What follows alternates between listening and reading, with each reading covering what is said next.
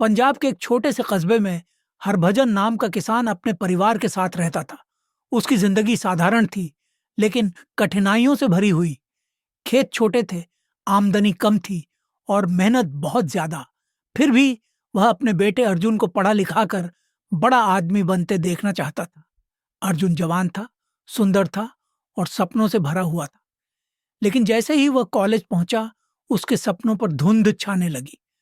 दोस्तों की संगत में वह धीरे धीरे नशे की गिरफ्त में चला गया। शुरू में बस मजे के लिए, फिर तनाव मिटाने के लिए, और धीरे धीरे नशा उसकी जिंदगी का हिस्सा बन गया। पहला पड़ाव, नशे ने अर्जुन की आंखों की चमक छीन ली। खेत में पिता की मदद करना तो दूर, वह दिन रात बस पैसों के इंतजाम और नशे की तलाश में रहता। घर में रोज झगड़े होते। पिता की आंखों में गुस्सा और मां की आंखों में आंसू थे। हरभजन ने कई बार समझाया, कई बार डांटा भी, लेकिन अर्जुन पर कोई असर नहीं हुआ। गांव के लोग भी उंगली उठाने लगे। देखो, किसान का बेटा नशेड़ी बन गया। मां हर रोज उसे चुपचाप देखती, उसके लिए दुआ करती और अक्सर कहती, बेटा, नशा सिर्फ मौत की तरफ ले जाता है। तू मेरी आखिरी उम्मीद है, खुद को बर्बाद मत कर। लेकिन अर्जुन उस समय अंधा हो चुका था। दूसरा पड़ाव, एक दिन अचानक अर्जुन की मां बीमार पड़ गई। डॉक्टर ने साफ कहा कि नशे के कारण लगातार तनाव और मानसिक पीड़ा ने उसके शरीर को बहुत नुकसान पहुंचाया है। अर्जुन अस्पताल की बेंच पर बैठा था, हाथ में सिगरेट और जेब में चिट्ठी जिसमें मां का ब्लड टेस्ट रिपोर्ट था। रात के समय आईसीयू से फोन आया। आपकी मां अब नहीं रही। अर्जुन जैसे पत्थर बन गया। उसे लगा किसी ने उसके सीने में खंजर मार दिया हो। मां का अंतिम संस्कार करते समय जब उसने उनकी ठंडी देह को देखा, तभी पहली बार उसे एहसास हुआ कि वह किस खाई में गिर चुका है। वह चीखा, रोया और अपने आप से बोला, मैंने अपनी मां को खो दिया, लेकिन अब और कुछ नहीं खोऊंगा। मैं बदलूंगा, चाहे मौत ही क्यों ना आ जाए। तीसरा पड़ाव, संघर्ष की शुरुआत। अगले ही दिन अर्जुन ने नशा छोड़ने का निर्णय लिया। यह आसान नहीं था। शरीर कांपता, नींद नहीं आती, गुस्सा आता, पर उसने हिम्मत नहीं हारी।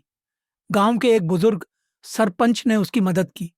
उन्होंने कहा, बेटा, मौत ने तुझे जगाया है, अब इसे जिंदगी बनाने का मौका समझ।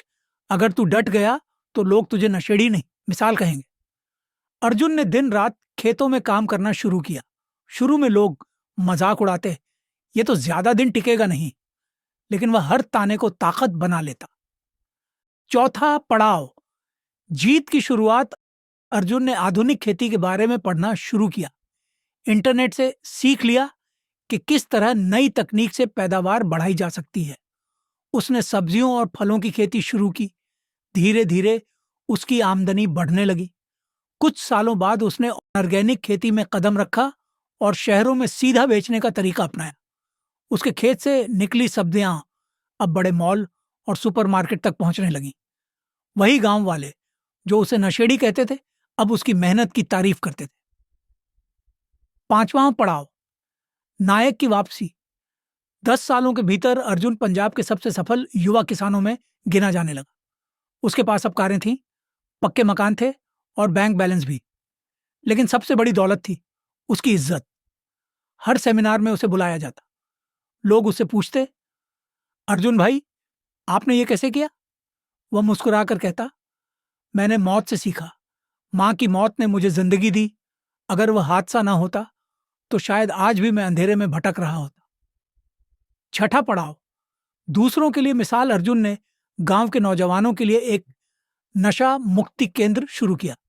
वहां वह अपनी कहानी सुनाता और कहता, दोस्तों, नशा सिर्फ मौत है, लेकिन अगर तुम ठान लो तो जिंदगी तुम्हें इतना दे सकती है जितना तुम सोच भी नहीं सकते। मैं इसका जीता जागता सबूत हूं। कई नौजवान उसकी बातें सुनकर नशा छोड़ने लगे। कहानी का शिखर, क्लाइमैक्स। एक बार गांव में नशा मुक्ति रैली हो रही थी।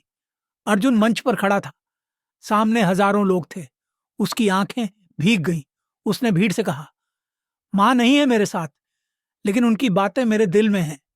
उन्होंने कहा था कि नशा मौत है। सच में मौत ने मुझे जिंदगी दी। आज अगर मैं खड़ा हूं तो सिर्फ इसलिए कि मैंने अपनी गलती मानी और बदलने की ठान ली। तालियों की गड़गड़ाहट गूंज उठी। नैतिक शिक्षा, मॉरल ऑफ द स्टोरी। चाहे इंसान कितना भी गहरा गिर जाए, अगर वह ठान ले तो बाहर निकल सकता है। नशा मौत है, लेकिन उससे लड़ने की हिम्मत ही असली जिंदगी है। इंसान चाह ले तो नर्क से भी निकलकर स्वर्ग बना सकता है। ऐसी ही और भी इंस्पायर करने वाली कहानियां सुनने के लिए इस चैनल को पहली फुर्सत में लाइक, शेयर और सब्सक्राइब करें। ना सिर्फ इंस्पायरिंग स्टोरी सुनकर चुपचाप सो जाए, बल्कि इन कहानियों को सुनकर एक अच्छा और सक्सेसफुल इंसान बनने का मजबूत संकल्प करें। धन्यवाद। जय राजा रघुनाथ।